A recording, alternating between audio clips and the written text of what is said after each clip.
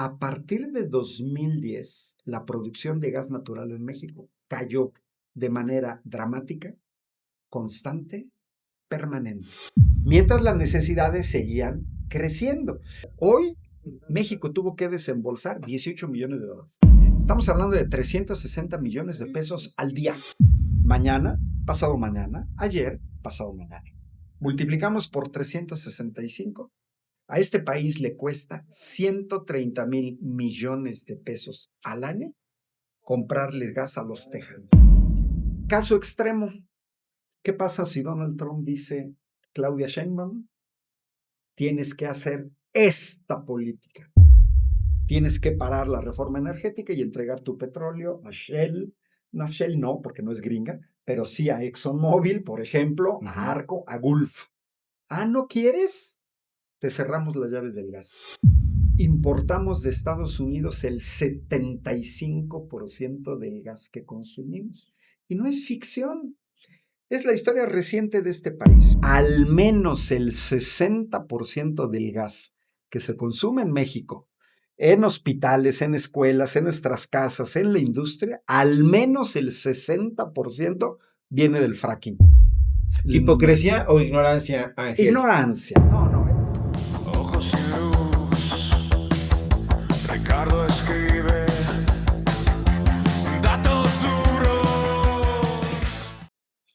Público memorioso que nos ve, que nos escucha y que nos defiende con su preferencia, me da muchísimo gusto recibirla hoy aquí en la mesa de los datos duros. Hoy si hubiera en esta mesa un mantel largo, estaríamos de plácemes y lo estamos. Así que, sin más rollo, sin más eufemismo, porque déjeme decirle que estamos hablando de eso, del dato mata relato, al maestro Ángel Valderas Puga. ¿Cómo estás, Ángel? Estimado Ricardo, pues saludos y a todo el público que va a seguir esta transmisión. Comentábamos antes de iniciar que nos acomuna el hecho de haber pensado tú en los datos duros, yo en el dato mata relato y como te comentaba, bueno, pues yo por mi formación, digamos, seríamos de la ingeniería atípica. Tenemos una presidenta que es física, con maestría y doctorado en ingeniería. Y bueno, pues tradicionalmente la gente que nos dedicamos a las matemáticas, a la física, a la ingeniería, no usamos esos instrumentos para el análisis de la realidad social. Y pues yo sí me he caracterizado por eso. He formado ingenieros de muchas áreas de la ingeniería, pero con este pensamiento crítico y de que estén atentos a la realidad social, porque si no se los lleva el tren. Yo le decía a mis alumnos, chavos, en la vida hay pocas cosas que son binarias, muy pocas, blanco y negro, si no, y una de ellas es, en la vida puede ser protagonista o espectador. Yo los invito a que sean protagonistas, porque si son espectadores, van a sufrir las consecuencias que tomen los protagonistas. Es correcto. Y fíjate que los ingenieros también han pisado el periodismo. Uno de mis grandes favoritos en la ingeniería es nada más ni nada menos que Vicente Leñero, novelista, dramaturgo y periodista de datos duros y periodísticos. Ángel, hay muchos relatos alrededor de la presidenta Claudia Sheinbaum, antes alrededor de la presidencia de Andrés Manuel López Obrador, pero en este momento en particular está el tema famosísimo ya del fracking. ¿Hay uno bueno y uno malo, Ángel? No, mira, a ver, en el términos del fracking, a mí no me gusta, yo soy ambientalista. O sea, yo le apuesto más a las energías renovables. No existen energías limpias, a las renovables. Pero a mí me parece que quien se enfoca en fracking sí o fracking no, está eludiendo el problema central. El problema central no es el fracking. Lo que se presentó la semana pasada en la mañanera con la secretaria de Energía, Luz Helena González, con el director de Pemex, Víctor Rodríguez, y con la presidenta, fue otro problema, el enorme déficit de gas natural que tiene México. Propiciado. Y te doy dos datos esenciales. Va ligado, porque propiciado porque tu pregunta es muy buena. Porque México ha triplicado el consumo de gas en los últimos 30 años. 1997 con Cedillo, este país consumía, voy a redondear para facilitarle al público, no me voy a ir a los puntos. 3,000 millones de pies cúbicos diarios de gas. Eso era nuestro consumo en 1997. Hoy estamos consumiendo el triple, 9,000. ¿Ok? Bueno. ¿Cuál es el problema? Que con Cedillo éramos autosuficientes. Es decir, el gas que producíamos cubría nuestras necesidades. Cuando tú cubres tus necesidades de lo que sea, pueden ser plátanos, jitomates, aguacates, semiconductores, computadoras, no tienes ningún problema. Tienes soberanía, no tienes problemas de seguridad nacional porque eres autosuficiente. ¿Cuál fue el problema? Que la política energética del PRIAN, a partir de 1997, descuidaron la producción de gas en México al mismo tiempo que se iban incrementando las necesidades de gas. Básicamente el gas a nivel mundial, y México está ahí porque es ahí, a nivel mundial, para que nos hagamos una idea, 1/3 de la industria, fábricas, manufacturas, quién fabrica micrófonos, mouses, computadoras, tu camisa, mi reloj, las luces que vemos aquí, la industria, 1/3 requiere gas. Entonces, necesitamos gas para nuestras fábricas. Segundo gran sector, las casas. Casi la mitad de la energía que consumimos en nuestras casas para cocinar, para nuestras necesidades, viene del gas. Y el tercer gran sector son los servicios, hospitales, escuelas, oficinas públicas. Bueno, transporte no, pero en esos 3 sectores. Y los porcentajes son muy altos. Entonces, somos el 10º país más poblado del mundo, algo que la gente en México no piensa, el 10º país más poblado del mundo. Tenemos que cubrir las necesidades de 130 millones de personas. Es natural que tu consumo de gas, que a medida que tu población crece, la gente quiere utilizar el gas. Ahora, hay una cosa que es muy relevante. 60% de la electricidad que se consume en este país viene del gas natural. 60%.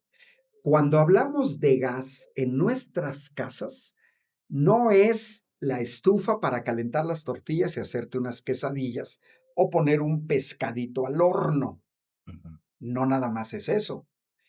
Gas natural es el uso de tu refrigerador, de tu licuadora, de un ventilador, de un módem, del internet, de la iluminación, de la pantalla, de Netflix, de Disney Channel, lo que tengas. O sea, cuando te digo que la mitad de nuestras casas consumen gas, puede ser de manera directa cuando cocinas o de manera indirecta cuando utilizas electricidad. Por eso es muy importante, porque lo mismo sucede en hospitales, en escuelas, cada vez más en la vida médica se utilizan aparatos médicos que utilizan energía, principalmente energía eléctrica, porque uno pudiera decir, no, pero en los hospitales nada más utilizas gas para las cocinas que producen alimentos para los enfermos, ¿no? Claro que Toda no. la electricidad. Entonces, tenemos que pensar en esa asociación. Bueno, ¿y qué pasa cuando no cubres tus necesidades? Pues tienes que importar. Oye, viene el Super Bowl y los gringos no tienen suficientes aguacates para hacer guacamole y sentarse a comer nachos viendo, pues lo tienes que comprar de México. Oye, no tengo suficiente fresa, pues te la llevas de Marabatío. Oye, no tengo suficiente aguacate, bueno, pues ahí está de Michoacán. Así sucede. Europa no tiene plátanos, pues lo tengo que comprar de Ecuador. Claro. Y si tú no tienes oro, si no tienes níquel, si no tienes cobalto, y el ejemplo es muy claro, ahorita Cuba, que no tiene petróleo, y entonces, pues, tienes que comprarlo fuera. O sea, tienes que importar. Entonces, ¿qué pasó en México? Pues que a medida que se va creciendo la separación entre necesidades y producción, que cayó hay un año que es clave, 2010. A partir de 2010, la producción de gas natural en México cayó de manera dramática, constante, permanente, mientras las necesidades seguían creciendo. Por eso, cuando te digo, nosotros necesitamos de 3,000 a 9,000, si se hubiera ido acompañando la producción con tus necesidades, no tiene necesidad de importar. Pero ¿qué fue lo que pasó a partir de 2010? Baja la producción, sigue creciendo las necesidades. ¿Cómo estamos ahorita en este momento? Estamos importando, bueno, nuestras necesidades tienen que ver con 9,000 millones y ¿cuántos produces? 2,000,000,300. Híjole, te faltan 6,000,000,800 pies cúbicos diarios. Ojo, no anuales, no mensuales, diarios. Y entonces, muy poca gente en este país sabe que hoy, mientras estamos grabando esto, que es viernes 17 de abril, hoy México tuvo que comprar casi 7,000,000,000 de pies cúbicos diarios de gas. Y ayer jueves compramos 7,000,000,000 de pies cúbicos diarios de gas. Y pasado mañana, y mañana sábado, y domingo, 24/7, tú tienes que comprar 9,000,000,000. Si no los compras, se paraliza tu industria, se paralizan los hogares y se paralizan tus servicios. Y no es ficción. Ahorita en Irlanda hay manifestaciones tremendas de automovilistas, camioneros, porque no hay gasolina suficiente y la que hay está muy cara. En Australia empezó el racionamiento de combustibles, al igual que en Corea. En la India están cerrando restaurantes por falta de gas. Entonces, imagínate la cadena cuando tú cierras una fábrica porque no tienes gas, le pegas a todas las cadenas de aprovisionamiento. Por ejemplo, si tu fábrica es de empaques de plástico y no tienes gas, cierras, paras la cadena de montaje, pero le pegas a las empresas de las cuales tú eres proveedor, porque entonces no te van a llegar los empaques. Es toda una cadenita. Y el otro dato muy relevante, importar significa pagar en dólares o en euros o en yuanes si quieres o en criptomonedas. Bueno, ¿de cuánto estamos hablando? Porque esto casi nadie lo sabe y a mí me parece increíble cuando quieres hacer un análisis serio. Yo tengo en mente siempre el fracking. 18 millones de dólares. Eso es lo que le cuesta a este país no tener el gas suficiente. Hoy México tuvo que desembolsar 18 millones de dólares. Estamos hablando de 360 millones de pesos al día. Mañana, pasado mañana, ayer, pasado mañana. Multiplicamos por 365. A este país le cuesta 130,000 millones de pesos al año comprarle gas a los tejanos. Y De ya no lo ese quiere, calibre. ya no lo quiere hacer el gobierno.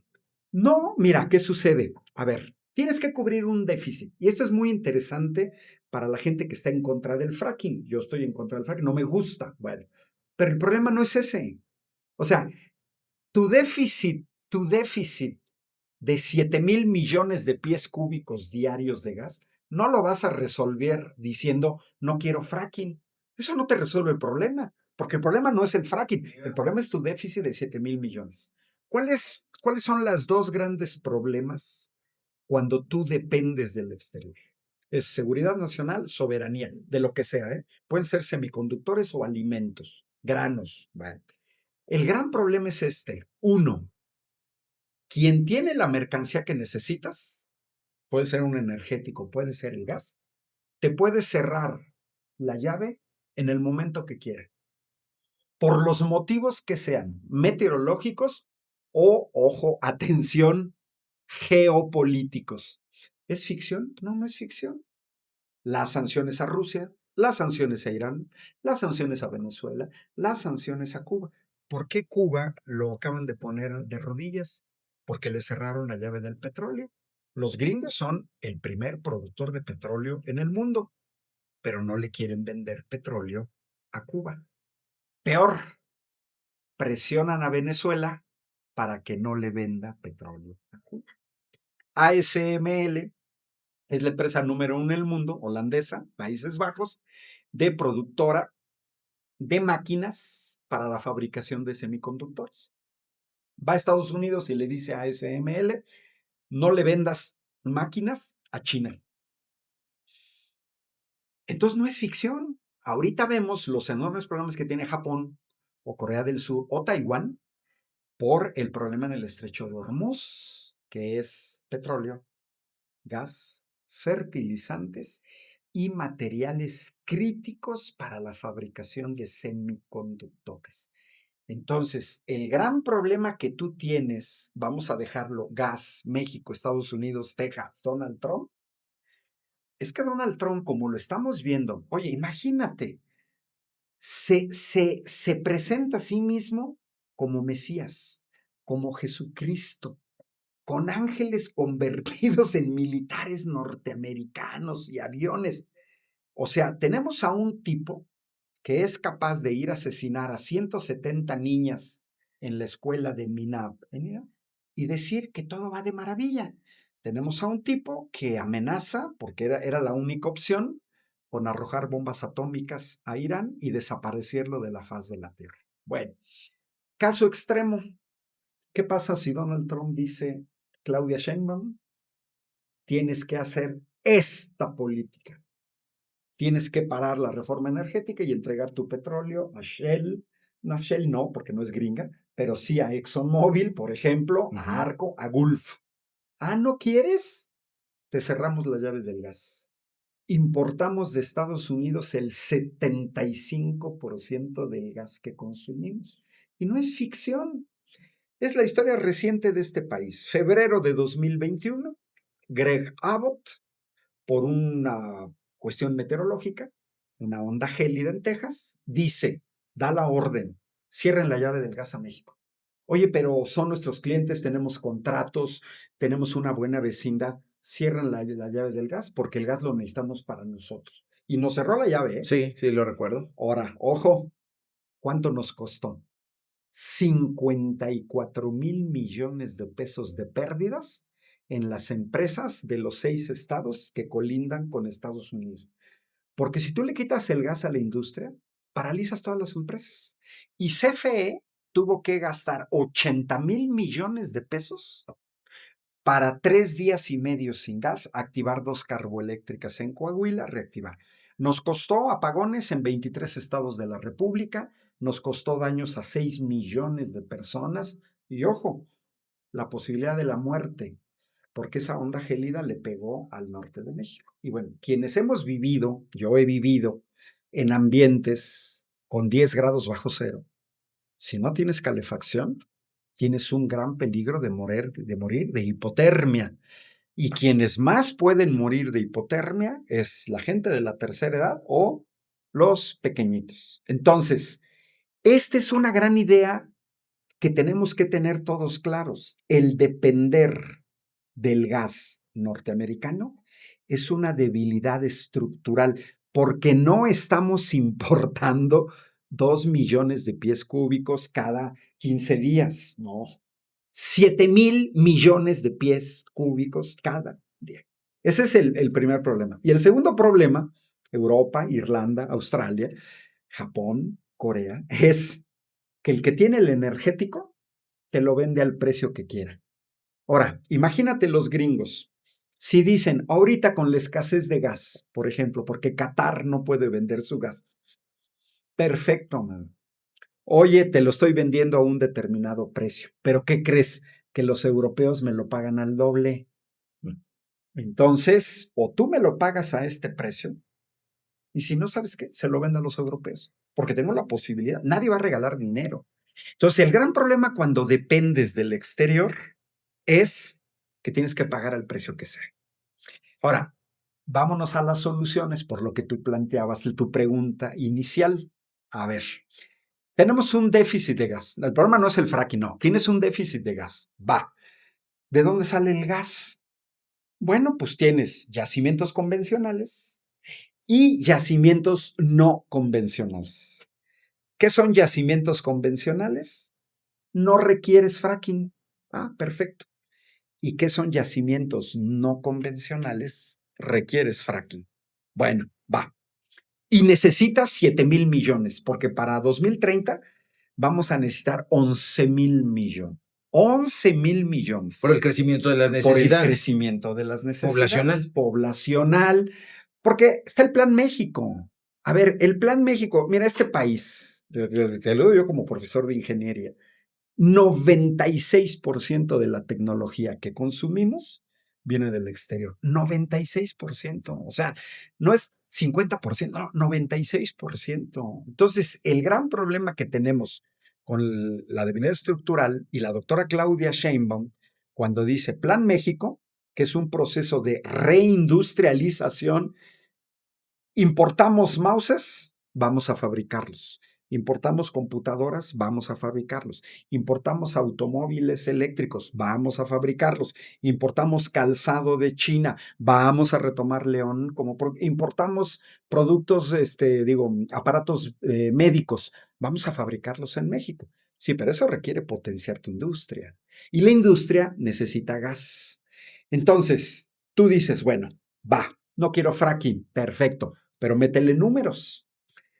¿Tus yacimientos convencionales te cubren las necesidades? Chin, no.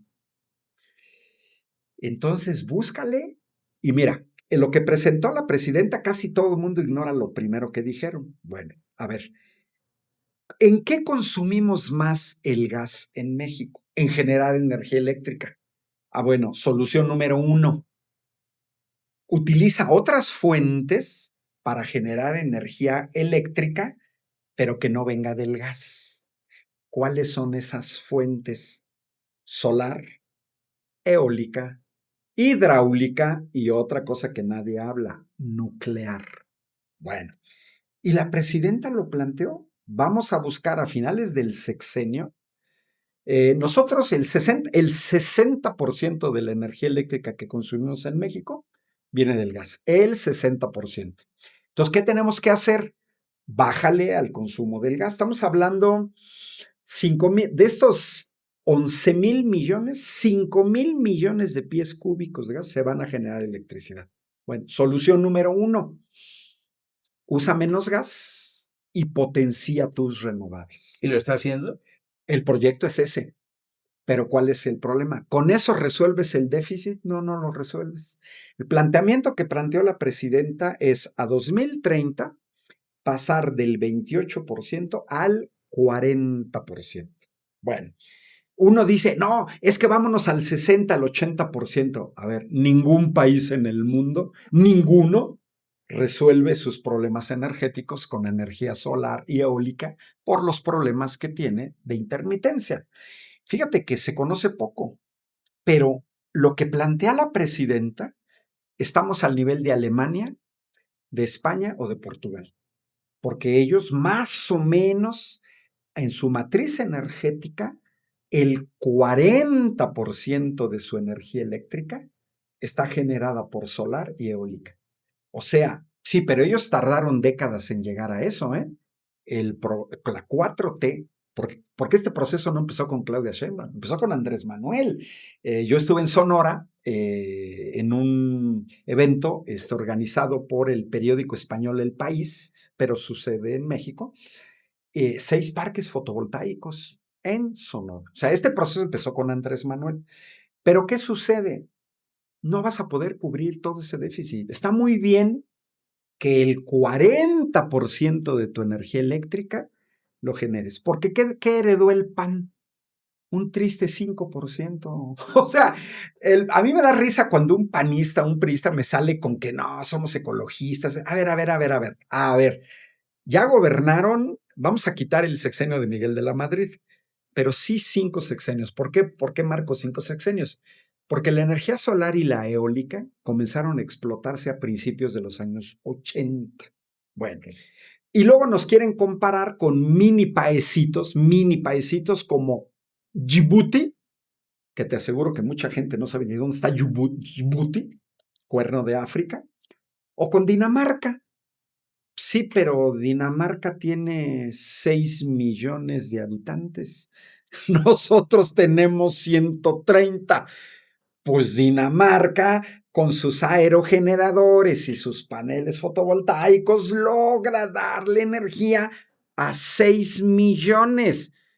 Nosotros necesitamos darle energía a 130 millones. Claro. Entonces, ¿qué sucede? Si esta solución número 1 cubriera las necesidades, no estaríamos hablando de fracking. Segunda solución, gas convencional, los yacimientos que todavía tiene México, fundamentalmente en el Golfo de México, en Veracruz, en lo que es la sonda de Campeche, sur de Tamaulipas. ¿Con eso cubrimos las necesidades? No. Tampoco. Exacto. Eso ahí viene el problema. Entonces tú dices, a ver, no quiero fracking, perfecto. Y yo a la gente le digo, dame soluciones viables. No, no que te imaginas. Ahí entran los datos duros, Sí. ahí entra dato más. No me vengas a decir, me dio hasta ternura ver en la mañanera a un ecologista serio diciéndoles a expertos con doctorado, no, que ahí estaba el sol. O sea, hay un imaginario como que creen que no, ya con energía solar, hasta la presidenta le dijo, oye, ¿y en la noche? Mira, los que hacemos ingeniería, lo sabemos perfectamente. Yo hasta lo exageraba. Una parvada de pájaros te cagan los paneles fotovoltaicos, disminuye la eficiencia. Nublado en el día, disminuye la eficiencia. En la noche no generas. Los aerogeneradores se mueven entre un rango que va como de 10 a 90 kilómetros por hora. Si la velocidad es menor, el aerogenerador no se mueve, no generas. Y si la velocidad supera, lo tienes que apagar. Porque si no, el aerogenerador se cae por la vibración en la base. Entonces, si te fijas, hay restricciones. Aunque tengas el istmo de Tehuantepec, donde hay un viento que te puede tirar un tráiler de 30 toneladas, aún así no lo resuelves por la intermitencia. Hay problemas que son científicos y tecnológicos que desgraciadamente no se han resuelto y que no se van a resolver en el corto plazo. Uno de ellos es el almacenamiento de grandes cantidades de energía. A ver, las baterías, tenemos más de 100 años utilizándolas, una batería, pero yo le preguntaría al público, ¿cuánto les dura la batería de un celular? Lo tienes que cargar diario. Así es. Y A veces unas horas. Y si te pones a ver TikToks o quieres escuchar podcasts, exacto, a veces lo tienes que cargar hasta 2 veces al día. Ese es un ejemplo de una batería. Ahorita caminando para acá, pasé por una agencia automovilística donde te decía, no, mira, este automóvil tienes 123 kilómetros de autonomía eléctrica. No, dice, pues sí, pero si yo quiero venir de Querétaro a Ciudad de México y son 250 trayectos en la ciudad, son 500, pues yo necesito un automóvil que me dé más de 500. ¿Cuál es el problema? El almacenamiento de grandes cantidades de energía. Todavía no hay en el horizonte, los más avanzados son los chinos, le llaman pequeño sol, de crear una fuente de energía ahí. Y la otra, el nuclear. Ok, no queremos fracking, vámonos al nuclear. No, pero está Chernobyl, Fukushima. Ah, bueno, pues entonces no. Entonces, a ver, yo le diría a la gente, deberían de saber la huella de carbono de los paneles fotovoltaicos y de los aerogeneradores, porque ambos utilizan minerales de una industria que es la más contaminante en el mundo. La minería te contamina agua, aire, tierra. Y sin esos minerales no construyes ni un solo aerogenerador. A mí cuando me dicen, no, es que los coches eléctricos no contaminan. ¿Cómo que no contaminan? Claro. Tienen una huella de carbón que es semejante. Mira, en primera, tu coche usa acero. Las llantas o caucho industrializado o, ojo, petróleo. Un día mis alumnos de ingeniería me dicen, mire, profe, vea cómo se vería un coche sin petróleo, eléctrico. Era la pura carcasa. No hay vestiduras porque esto es petróleo, esto es petróleo, esto es petróleo, pero no porque uno pontifique el petróleo, no. Pues es que el plástico viene del petróleo. Claro. Entonces, yo creo que en una discusión seria, el centro de nuestra discusión no debe ser el fracking, es el déficit de gas. Porque el PRIAN heredó a México un déficit en gasolinas y en diésel, ¿eh? En 2018 estábamos importando 600,000 millones barriles diarios de gasolinas y 240,000 barriles diarios de diésel. Si no los importabas, paralizas el transporte de personas y mercancías. Pero se hablaba poco del gas. El problema de cubrir el déficit del petróleo fue más fácil, porque ya teníamos 6 refinerías, porque todo el sexenio pasado fue rehabilitar las refinerías, construir 2 bocas, adquirir Deer Park. Prácticamente ahorita somos ya autosuficientes en gasolinas. El problema del gas es más peleagudo, es más complicado. Eso es muy importante, Ángel, y en esto me gustaría que le dijeras a la audiencia la diferencia, porque he leído los comentarios abuela pluma de la comentocracia y dicen, bueno, López Obrador hablaba y presumía la soberanía energética. Entonces, decirle a la gente la diferencia entre la soberanía energética en torno a las gasolinas, pero no a la energía eléctrica, cuyas necesidades, como tú apuntas, están creciendo en lo poblacional, y si revisamos todo a nuestro alrededor, como ya lo explicaste, vamos a encontrar que la mayoría de las cosas que utilizamos en el día a día necesita de esa energía. Mira, yo se los diría con datos de 2024. Como seres humanos, consumimos aproximadamente 600 exajoules de energía. Va. De esos 600, 200 vienen del petróleo. México es un país petrolero, podemos producir nuestros petrolíferos, podemos potenciar nuestra industria petroquímica. Estados Unidos es petrolero, Canadá es petrolero, pero Venezuela no lo es, Belice no lo es, Costa Rica no lo es, y los países que no son petroleros, como Francia, como Alemania, como España, como Portugal, como Corea del Sur, como Japón, van a parir chayotes, porque no tienen petróleo. 150 exajoules vienen del gas natural. Bueno, Qatar tiene gas natural, Estados Unidos tiene gas natural, Rusia tiene gas natural, México no. O sea, no en las cantidades que necesitamos. El Reino Unido es un país petrolero, pero ¿qué pasa? No logra cubrir sus necesidades con el petróleo que tiene en el Mar del Norte. Bueno, Estados Unidos tiene años comprándole a Canadá 4 millones de barriles diarios de petróleo. Estados Unidos. O sea, el principal productor de petróleo en el mundo, compra petróleo, en parte para sus reservas estratégicas. Otros 150 exajoules son del carbón. Si le sumamos 150, 300, 500. De 600, 500 es combustible fósil. Bueno, pues el que tiene carbón lo usa.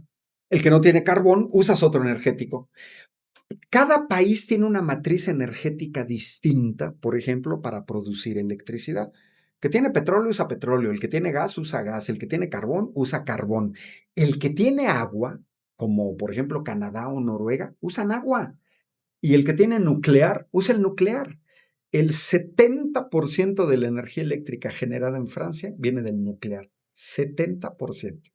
Y ahí viene una cuestión que yo siempre discutí con ambientalistas, que no nos vengan a hacer de la carencia una gran virtud, porque nos dicen Alemania, el medio ambiente, la energía solar, la eólica. Y yo les digo, pues muy curioso, no tienen petróleo, no tienen gas, no tienen suficientes recursos hidráulicos, cerraron el nuclear, ¿qué les queda? El carbón, los aerogeneradores y la energía fotovoltaica. Y aún así, a partir de la guerra en Ucrania, nos mostró que Alemania, el país que nos pintaban como el más verde, de rodillas su industria, porque ni la energía solar ni la eólica de manera conjunta te pueden dar el potencial energético de otros energéticos. La gente confunde la generación de electricidad con los usos de otros. Por ejemplo, la industria petroquímica. Crear solventes, crear pinturas, crear plástico. Eso no te lo va a dar la energía solar ni la energía eólica. O sea, ¿qué les pasa? No. A ver, eólica y solar es para generar electricidad, pero no te va a dar el gas necesario para producir acero, no te va a dar el gas necesario para un alto horno, no te va a dar el gas necesario para el Valle de México, que requiere tener cocinas económicas, restaurantes, taquerías de tacos al pastor, de su perro, para 25 millones de personas.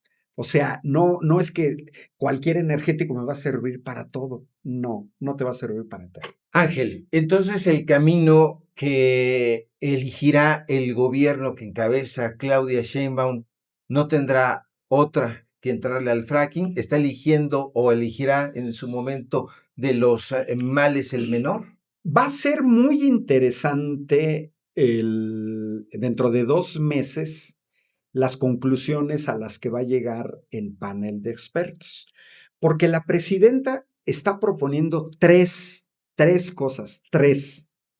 La primera es viable. Vamos a consumir menos gas para generar electricidad. ¿Cómo lo vamos a lograr? Vámonos al nivel de Alemania, de Portugal, de España, que el 40% de la electricidad provenga de fuentes solar y fotovoltaica. Fíjate, ¿qué significa ese 40%? Aquí tengo la matriz energética que heredó el PRIAN. Y fíjate cómo el salto es muy fuerte desde Andrés Manuel López Obrador. Porcentaje de generación de energía eléctrica con el PRIAN del viento, 5%. Solar, 2%. 7%. Con la presidenta estaríamos llegando en 2 sexenios de la 4T a 5 veces más. Es decir, esa es la primera propuesta de la presidenta y es viable. Vamos a apostarle más a energía solar, a energía eólica. Ahora, ¿dónde viene el problema? ¿Con eso es suficiente? No. Bueno, opción número 2. Vamos a hacer lo que no hizo el PRIAN, que es retomar la potenciación de los yacimientos convencionales. De eso tenemos aproximadamente 83 billones de pies cúbicos en campos convencionales. Se requieren estudios geológicos para ubicarlos perfectamente, tecnología de extracción, inversión, que no hizo el PRIAN. Si con eso cubres las necesidades, no tienes necesidades del fracking. Entonces, fíjate, primera solución, bájale al consumo de gas para generar energía eléctrica y usa otras fuentes. La doctora Sheinbaum hablaba, por ejemplo, del rebombeo en las presas. Tú tienes las presas, el agua pasa, generan las turbinas, generas electricidad. El rebombeo es pasa el agua, regrésala porque la generación de energía eléctrica a partir de la hidráulica es el agua que pasa, que te mueva las turbinas. Bueno, pues si puedes hacer un ciclo que el agua regrese en vez de que se vaya, ya la tienes. Esa es la primera propuesta. La segunda propuesta, que no se ha puesto atención, es vamos a extraer gas de los yacimientos convencionales, no requieres fracking. Bueno, pero todo se juega, Ricardo, todo se juega en cantidades. En cantidades. Si tú produces con esto 2,000 millones, pero vas a requerir 8,000 millones, vamos a suponer que al usar menos para generar electricidad, ya nada más requiere 6,000 millones, muy bien. Con los yacimientos convencionales puedes generar otros 4,000 millones, 3,000 millones, te va a quedar siempre una cierta cantidad. Entonces, ¿qué es lo que la propuesta de la presidenta? Que me extraña que nada más se concentren en la tercera, porque en la tercera tenemos 141 billones en campos no convencionales. Ahora, Yo le diré a todos los ecologistas, con todo respeto, que deben de saber que en México la inmensa mayoría de las personas tenemos años consumiendo gas que viene del fracking. Por una razón muy sencilla, Ricardo. El 80% del gas producido en Estados Unidos viene del fracking. El 80%. Y principalmente quienes no los venden, que es Texas. Y el 75% del gas que consume México viene de los Estados Unidos. 7 por 8, 56. ¿Qué quiere decir?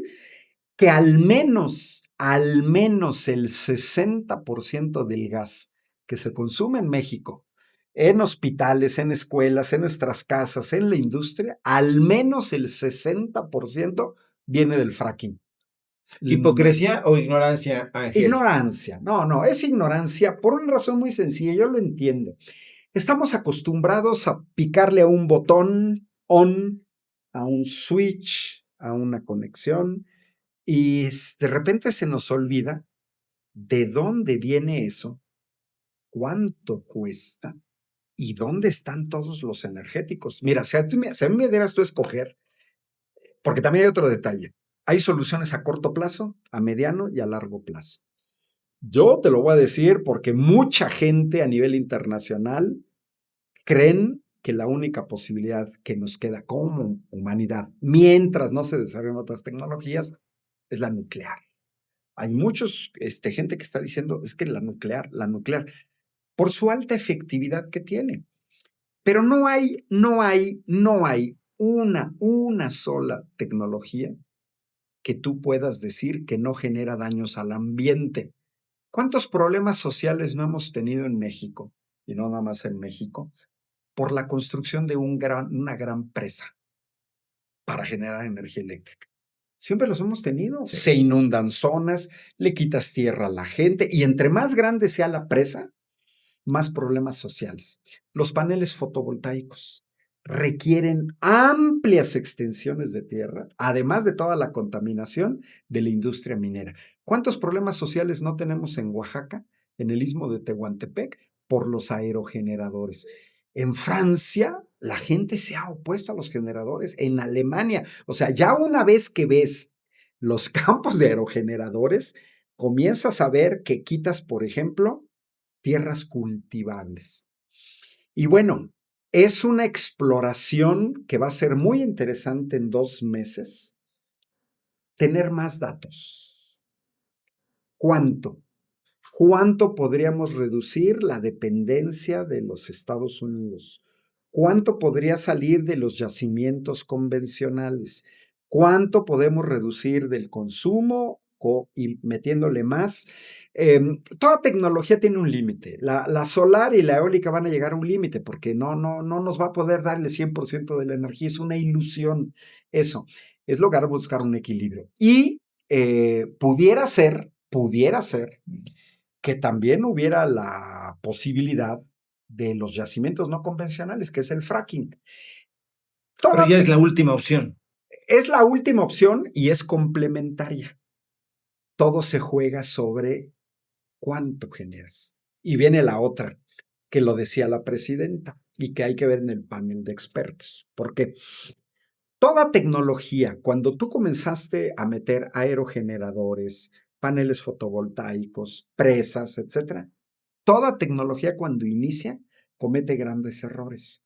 Y lo mismo fue el fracking.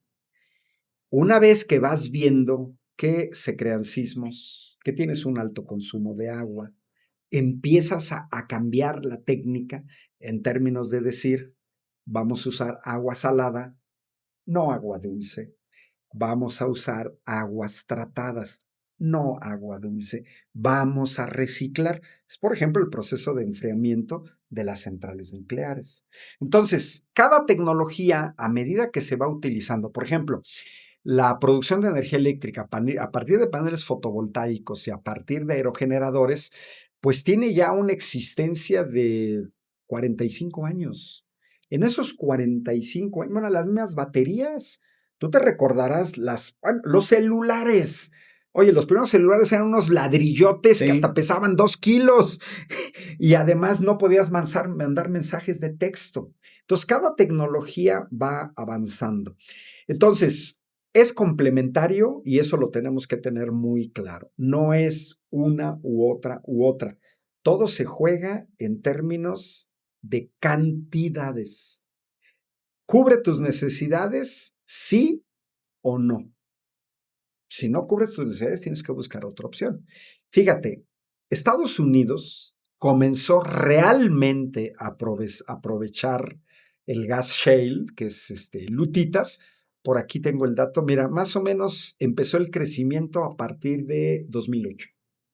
Hoy en día, por ejemplo, aquí tengo el dato en billones de pies cúbicos. Hoy en día anda pegándole a los 80. ¿Comenzaron de dónde? De cero. Hoy Estados Unidos es el país principal productor de gas en el mundo y uno de los principales exportadores. Sí, pero el 80% de su gas viene del shale.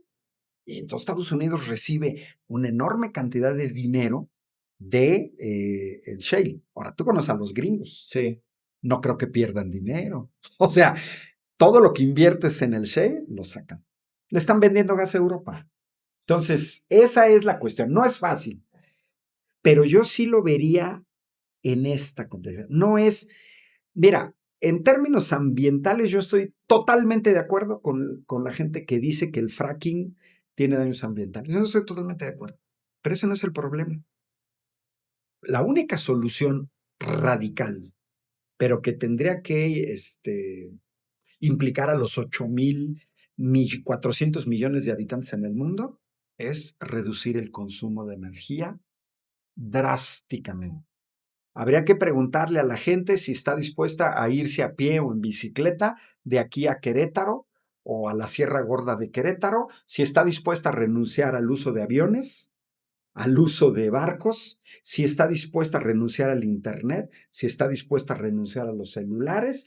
Solamente, yo no veo otra solución más que dejar de consumir energía. Ahora, un solo país no lo puede hacer.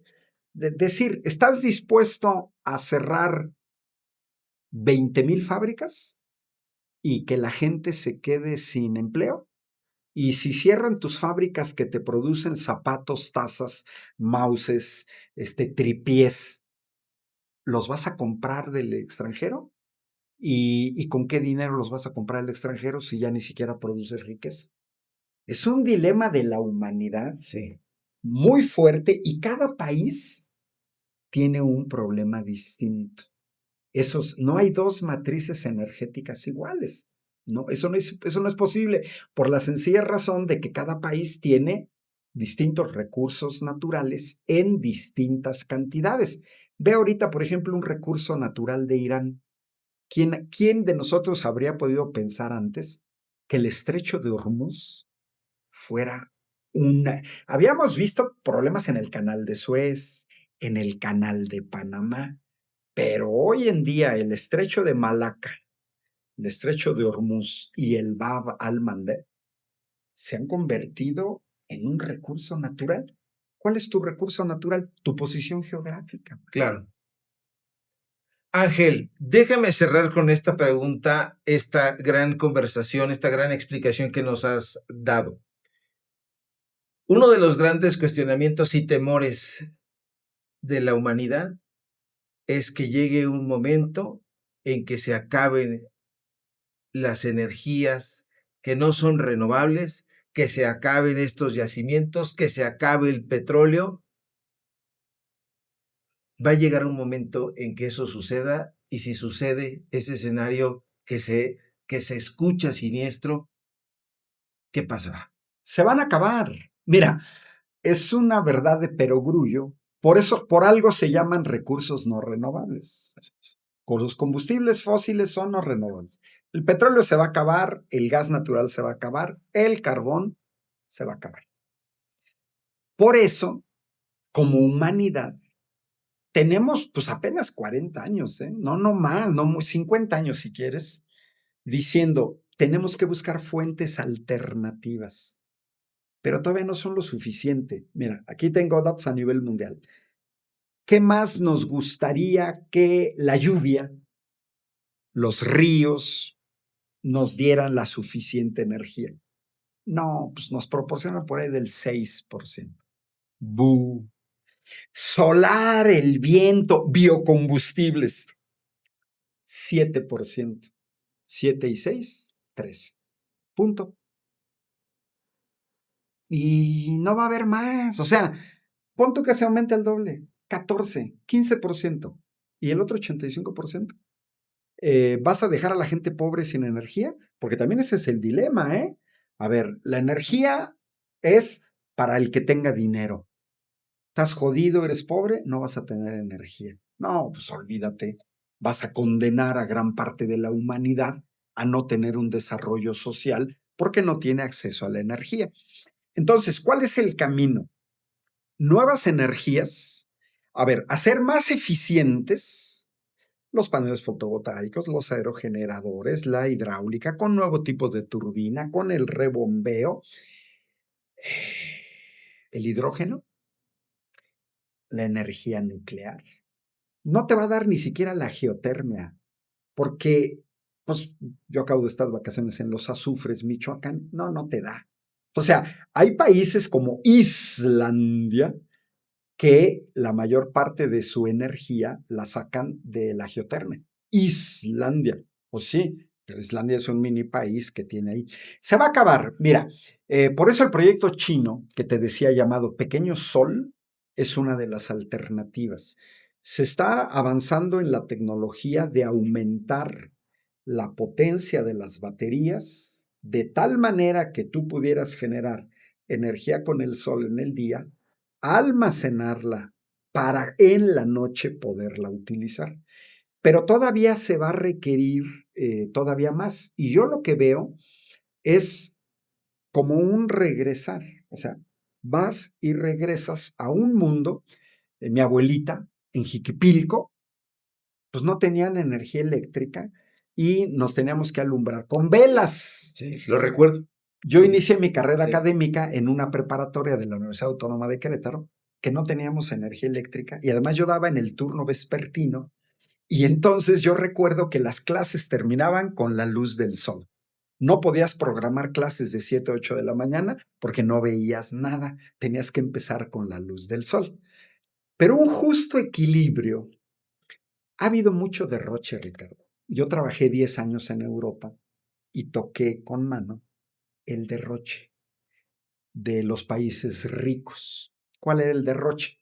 Estás en invierno y tú llegabas a las casas y tenían prendido la calefacción, consumiendo combustóleo, energía eléctrica, gas natural, y la temperatura en pleno invierno de 24 grados. Llegabas a una casa, afuera había nieve y la gente en chanclas, en pantalón corto y en playera. Oye, ¿qué es eso? Yo cuando vivía allá teníamos un termostato en donde decíamos, a ver, que no baje de 15 grados. Oye, está fresco, es invierno, ponte un suéter. ¿Puedes estar en tu casa con un suéter, con una chamarra? Sí. Claro. Ahora, multiplícalo por 450 millones de europeos, súmale 350 millones de gringos que consumen una enorme cantidad de petróleo con sus camionetotas, con su desarrollo urbano. Ellos inventaron la sub, ¿no? De los suburbios, en donde en Estados Unidos es patético. Yo he estado en Washington, Chicago, he estado en Houston, es verdaderamente patético. No puedes caminar, todo te queda lejísimo, tienes que tener coche. Entonces, ha habido mucho derroche en el primer mundo y antes o después ese derroche se tiene que detener. Ahí la llevamos. Ahorita que estaba viendo una botella de plástico de un solo uso, por ejemplo. No, pues te genera una contaminación enorme. Tenemos que retomar el reciclado, por Sí. ejemplo. Para mí es un cambio cultural del que poca gente habla. Por un lado es científico y tecnológico, pero por otro lado también debería de ser cultural. Creo que como ser humano avanzamos muy rápido, nos acostumbramos a la comodidad de llegar a tu casa, tener luz, ver una peli, etcétera, pero no nos damos cuenta que si fuéramos nada más 3, no pasaría nada. 8 ya, 3 millones ya más, 130 millones más, 8,000 millones, muchísimo más. Porque hemos dejado además fuera, pues a grandes partes del mundo, África, América Latina, partes rurales de México. que se han quedado fuera del acceso a la cultura por no tener acceso a la energía. Entonces, yo no veo de otra. De que se van a acabar, se van a acabar. No te va a tocar a ti, ni me va a tocar a mí, ni le va a tocar al joven que está ahí.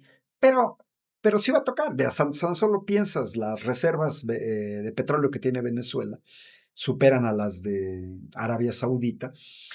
No nos va a tocar a nosotros, le va a tocar a una o dos generaciones que vienen después de nosotros. Y si no logras fuentes alternativas de energía sustentables, tu única opción va a ser un cambio cultural en reducción de consumos. No veo otra opción. Ángel Valderas, muchísimas gracias por darnos esta gran explicación con datos que matan a los relatos. Así es, Ricardo. Pues saludos cordiales a tu público. Esperamos que haya sido útil. Y el debate, Ricardo, apenas empieza. Es un debate que va a ser muy interesante porque también nos va a llevar a conocer nuestro país. Y conocer nuestro país es conocer nuestros recursos, qué tenemos, qué no tenemos, cuáles son las soluciones viables, que no se resuelven con estas dicotomías del sí o no. Eso no existe. Yo me muevo más. Mira, tengo un programa en la televisión que no logré convencer a mis otros 3 compañeros. Yo quería llamarle lógica difusa. La fuzzy logic es una lógica no aristotélica, es el sí o no. Tercero excluido. En cambio, la lógica difusa es lo que utiliza inteligencia artificial, reconocimiento visual. Simplemente la lógica difusa es entre el blanco y el negro hay una infinidad de matices de gris. Y yo creo que así tenemos que entrar. Así tenemos que entrarle sin duda. Y yo le voy a pedir a usted, público memorioso, que nos ha visto y que nos ha deferido con su presencia, que esta no charla, auténtica cátedra que nos ha dado el maestro Ángel Valderas Puga, la difunda usted, la comparta y sobre todo aquellos irresponsables comentócratas que no ven esta escala de grises que hay para llegar del blanco o Del blanco al negro, del negro al blanco. Y viceversa. Yo soy Ricardo Sevilla, ya me conoce usted y estos han sido los datos duros. Nos vemos la próxima en una emisión más.